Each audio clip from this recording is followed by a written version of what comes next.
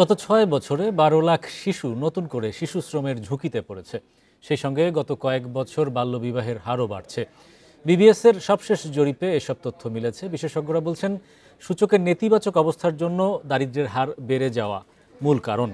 এমন অবস্থায় সামাজিক নিরাপত্তা খাতে বরাদ্দ বাড়ানো, ব্যবসা বাণিজ্যে গতিশীল করার বিষয়ে বিশেষ জোর দিচ্ছেন তারা। ২০১৯ সালে দেশে ৫ থেকে ১৭ বছর বয়সী প্রায় ৭ ভাগ শিশু কর্মে নিয়োজিত ছিল, যা এখন ৯ ভাগ ছাড়িয়েছে। এতে ১২ লাখ নতুন শিশু শ্রমের ঝুঁকিতে পড়েছে।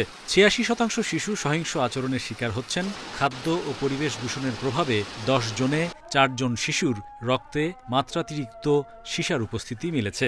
ঢাকায় সর্বোচ্চ যা ৬৫ ভাগ। রোববার বাংলাদেশ টিন মৈত্রী সম্মেলন কেন্দ্রে মাল্টিপল ইন্ডিকেটর ক্লাস্টার সার্ভের প্রাথমিক তথ্য প্রকাশের অনুষ্ঠানে জানানো হয়, গত ৬ বছরে বাংলাদেশে বাল্যবিবাহের হার ৫১ ভাগ থেকে কমে ৪৭ ভাগে নামলেও গত কয়েক বছরে সেই প্রবণতা বেড়েছে। শিশু শ্রম বেড়ে গেছে, এটা কিন্তু একটা চিন্তার বিষয়। শিশু শ্রম কেন বাড়ল?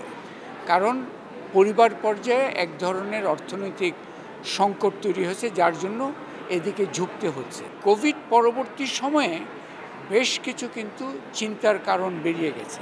একই সাথে কিন্তু টিএফআর, এই যে ফার্টিলিটি রেটটা বেড়ে গেল, অনেকদিন স্থবির ছিল, বেড়ে গেছে। বিবিএসের জরিপ বলছে, কম ওজনের শিশু জন্মহার ও মায়েদের রক্তস্বল্পতা বাড়ছে। দেশের ৫১% সন্তান জন্ম হয় অস্ত্রোপচারের মাধ্যমে।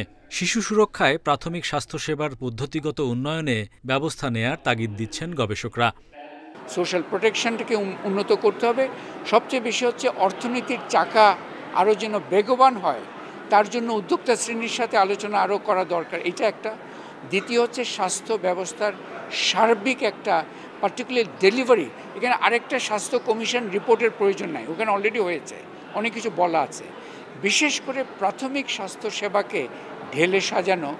বিবিএসের জরিপে জানা যায়, প্রাথমিক বিদ্যালয়ে শিশু ভর্তির হার বাড়লেও অনেকেই মৌলিক দক্ষতা অর্জন ছাড়াই শিক্ষাজীবন শেষ করছে। আর সারা দেশে ১০ কোটির বেশি মানুষ নিরাপদ পানির অভাবে রয়েছে। Hari Saha, independent news, Dhaka.